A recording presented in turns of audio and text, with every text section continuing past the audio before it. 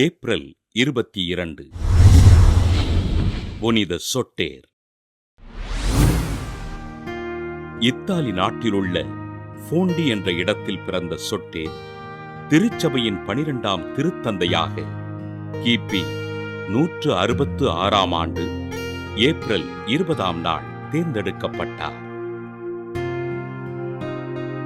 ஜெபமாலை ஜெபிப்பதிலும் திருப்பலி நிறைவேற்றுவதிலும் அதிகம் ஆர்வம் கொண்ட திருத்தந்தை சொட்டேர் ரோமை நகரிலும் உலகின் பல்வேறு பகுதிகளிலும் ஆலயங்களை கட்டி எழுப்பினார்.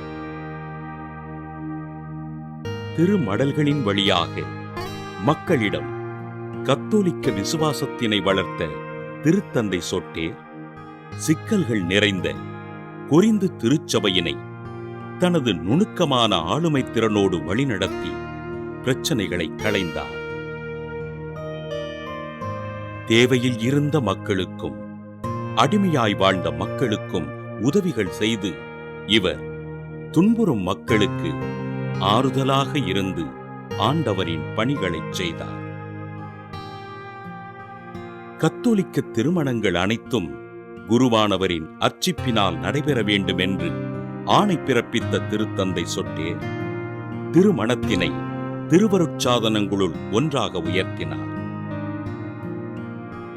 ஆண்டவரின் உயிர்ப்பு பெருவிழாவே கிறிஸ்துவ நம்பிக்கையின் உச்சம் என்று அறிவித்த சொட்டேர் உயிர்ப்பு பெருவிழா ரோமை நகரிலும் அகில உலக திருச்சபையிலும் கொண்டாடப்படுவதற்கு கேட்டுக்கொண்டார். கிறிஸ்துவ மறையினை பரப்புதல் செய்வோர் மீது கடும் தண்டனை விதித்து துன்புறுத்திய ரோமை பேரரசன் மார்க்குஸ் அவுரோலியோஸினால் கைது செய்யப்பட்ட திருத்தந்தை சொட்டேர் கிபி 175ஆம் ஆண்டு தலை வெட்டப்பட்டு மறைசாட்சியாக உயிர் துறந்தார். கிறிஸ்துவத்திற்கு எதிர்ப்பும் கிறிஸ்து மறையின் மீது தப்பறைகளும் இருந்த காலத்தில் திருச்சபையினை திறம்பட வழிநடத்திய திருத்தந்தை சொட்டேரினை திரு அவை புனிதராக உயர்த்தியது.